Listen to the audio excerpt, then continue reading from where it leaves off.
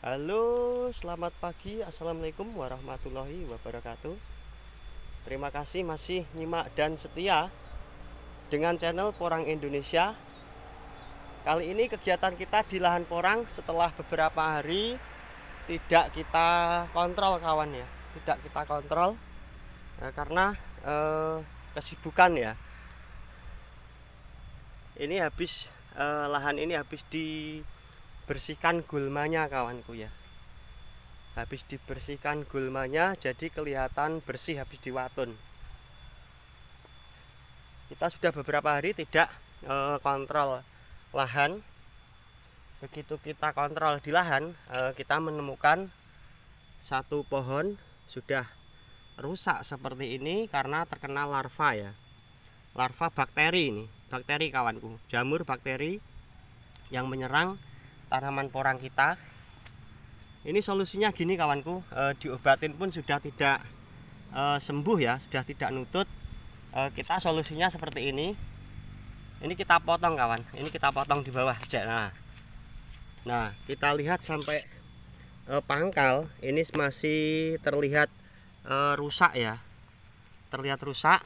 Ini kita potong dengan harapan supaya tumbuh tunas baru ya. Ini kita motongnya sampai bawah, sampai kelihatan kerusakannya ya, sampai rusaknya sampai bawah. Nah ini sudah sampai bawah rusaknya ya. Solusinya seperti ini kawanku, kita potong sampai pangkal. Kita potong sampai pangkal, nah seperti itu. Kita potong sampai pangkal supaya nanti tumbuh tunas kembali ya. Kemudian pohon yang hancur, yang rusak ini kita buang jauh-jauh supaya tidak menular kawanku ya, supaya tidak menular. Ini larva bakteri kawan, disebabkan karena jamur ya. Kalau kita lihat sebelahnya ini aman, hanya beberapa pohon yang terkena bakteri larva jamur.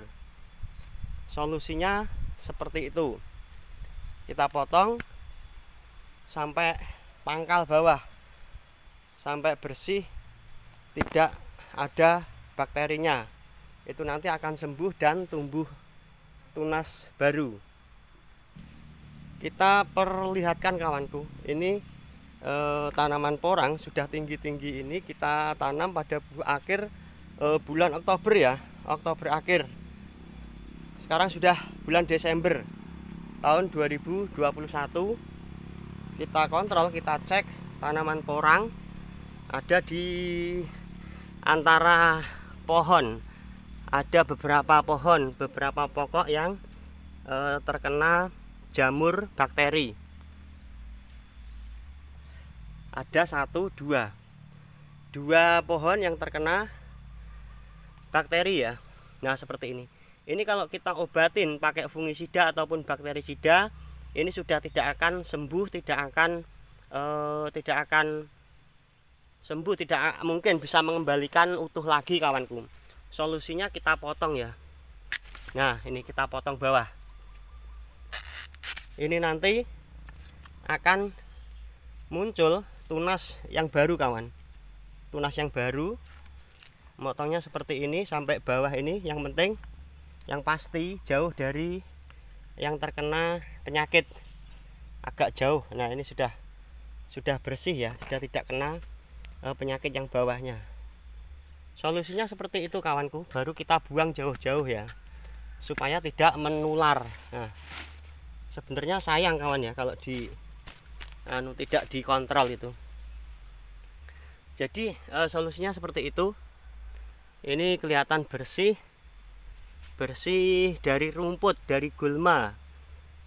Ini tidak kita semprot pakai tidak menggunakan racun herbisida ya. Kita tidak menggunakan racun kontak ataupun sistemik untuk menghilangkan rumput gulma. Kita membuangi rumput gulma ini dengan secara manual ya. Kita watun dengan 5 jari ataupun dengan tangan. Supaya apa? Tanahnya ini steril dari racun ya. Karena kita budidaya porang itu selalu menyarankan kepada para teman-teman selalu menggunakan organik seperti itu. Semuanya ini kawanku kita perkenalkan dari benih umbi yang besar ya. Umbi yang besar yang 1 kilo isinya itu 1 kilo isinya 2, hasilnya seperti ini. Ini sudah akhir Desember, akhir tahun ya. Sebentar lagi memasuki tahun 2022. Pasti harapan kita sebagai petani untuk harga sendiri supaya paling tidak stabil. Syukur alhamdulillah bisa naik ya.